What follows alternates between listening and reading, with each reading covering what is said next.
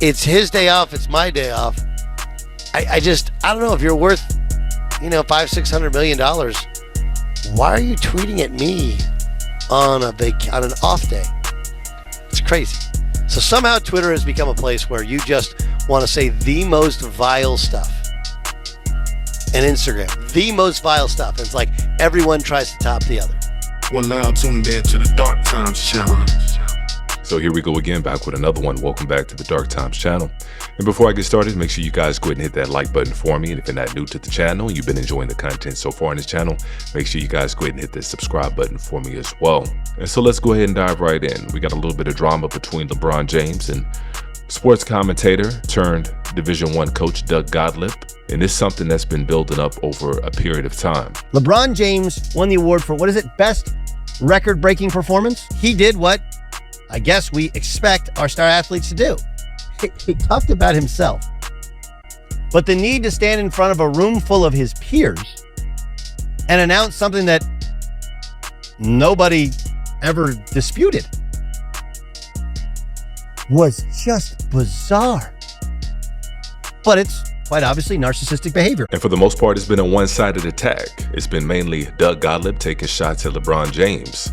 Pretty much for the entirety of his career, you can go back and you can look at clip after clip of Doug just going in on LeBron James for whatever reason. But this time last year, he took time out of his commentating job. He took time out of his Division I college coaching job that he just landed with minimal experience to chime in on LeBron James' son. When you look America in the eye and say, Bronny James has earned being on the Lakers, anybody who has any sort of brain no longer takes you seriously. And I'm gonna go ahead and say this about Bronny James. A lot of people have opinions about LeBron James when he got drafted. A lot of people thought that he shouldn't have got drafted. A lot of people thought, like Doug, that he didn't earn it, he didn't deserve it. But I'm on the other side of the fence. I thought Bronny James absolutely deserved to be a second-round pick.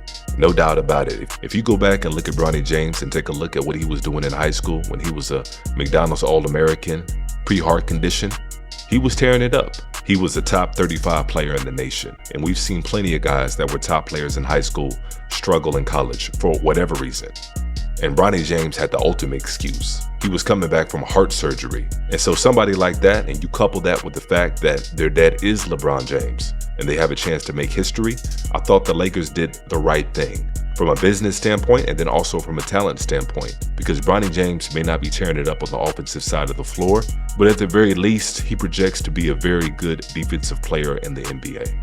And I'm gonna go ahead and do this. I'm gonna go ahead and put this graph up real quick. One of these players is the 3rd overall pick in the 2024 NBA draft. And one of these players is Bronny James, drafted in the 2nd round of the 2024 draft. And so we're talking about Reed Sheppard, drafted by the Houston Rockets, 3rd overall, who's averaging 3.5 points a game in about 12 minutes per game. And you compare that with Bronny James, who's averaging 1.4 points a game at around 4 minutes a game. And so we're talking about similar production, but one of these players is the 3rd overall pick and one of these players is the 2nd round pick. And I've never seen a 2nd round pick get this much scrutiny. And so I think once the newness wears off of Bronny James being in the NBA, I think once he gets his feet underneath him, I think he's gonna be just fine. And it's probably gonna take about a year or two. It's probably gonna be next season before he hits that leap.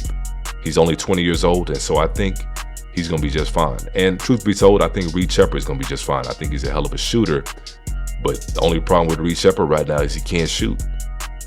He can't shoot. He was drafted because he was a shooter, but he's only shooting 27% from the 3-point line. And so he's somebody that has to be a deadly shooter on the floor when he's out there, because he lacks the lateral quickness and the lateral movement to be able to stay in front of guards in the NBA. And so he's somebody, when he's out there, he's got to be a knockdown shooter. But like I said, truth be told, I think both of these players are going to be just fine. But I say all that to say this. Doug Gottlieb fixed his mouth last year to say that Bronny James couldn't start for his team, the Green Bay Phoenix.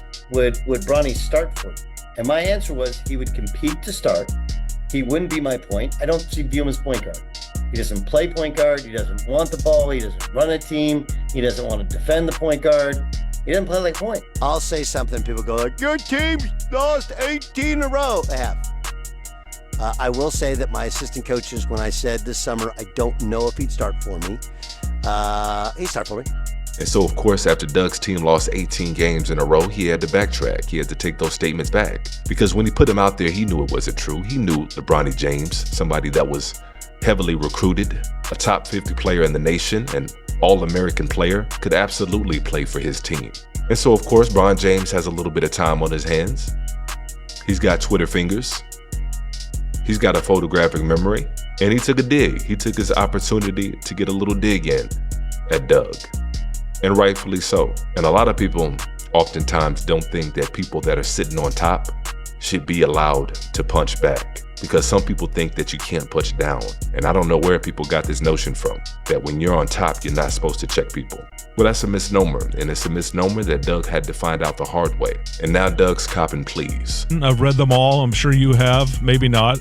That speculate that it had to do with either you calling his kid a Make-A-Wish or you saying that he wouldn't start on your college basketball team. I'm guessing one of those two comments that went viral got on LeBron's radar somehow. But like months later, like the college basketball thing was when. Yeah, months later. What are you talking about? You think clapping back has a expiration date, some kind of timestamp where you can get your get back on somebody that said something out of pocket? I don't think so. Don't work like that. I'll get to you when I get to you.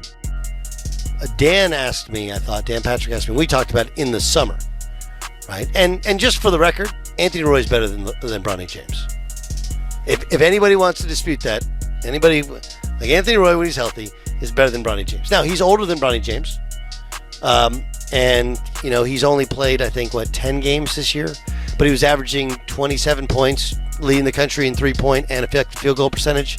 Like Anthony Roy is a better basketball player 6 days a week and twice on Sunday than Bronny James. It's not close. It's not close. It's not close. It's not close. But, I mean, look, I'll stand by it. It's a joke that he played in the NBA. Especially, what are they doing? And everyone thinks that. My issue with it is, if that's your problem, and you're going to spend the time to tweet at me, then there's clips of that available on Twitter. Use that one. Or maybe in a timely manner. Or here's actually what you should do, which is what I've done on Twitter, which is, why does he care? Simple answer for a simple question. Because it's his son. And Doug knows that. Anybody who has a son, and which I think Doug does, of course you care as a parent. You care a tremendous amount how your son is critiqued, how your son is perceived, especially when you're in the same profession, especially when you're talking about a legacy. So of course he's going to care, and it's something that Doug knows.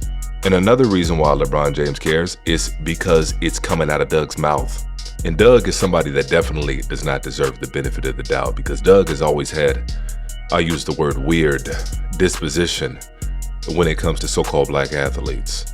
Black coaches called the black commentator about the black athlete that they had a problem with because they felt he was undermining the black coach. What does it have to do with you? Now, this is the same Doug Gottlieb who 2 years ago went after my other good friend, Nick Wright, and accused Nick Wright of engaging in fake racism. So you the expert on racism now. That's who Doug Gottlieb is. Really? You? Doug Gottlieb, Kenny the Jet Smith, Sir Charles Barkley. Welcome back to New York, guys, and it's going to be a good night. I think we're going to have 4 terrific games tonight. I really do think that they're going to be pretty evenly matched, as it should be for a Sweet 16. Cream rising to the crop. I don't know why you guys asked me. I'm just here to bring diversity to this set here. Give the kind of white man's perspective on things to the point guard position. No. Okay, just checking. Marquette, Miami. How about you guys? No, I'm just checking, man. I'm just checking. You jumped right into it. You swimming hard. Okay.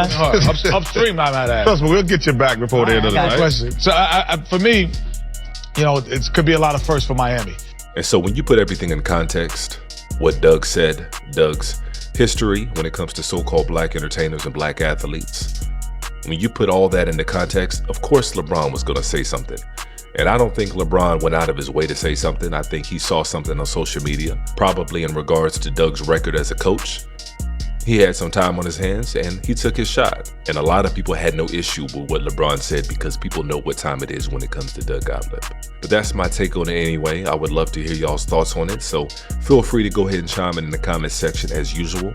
And I'm going to try to be as active in there as I can. And as usual, peace and chaos.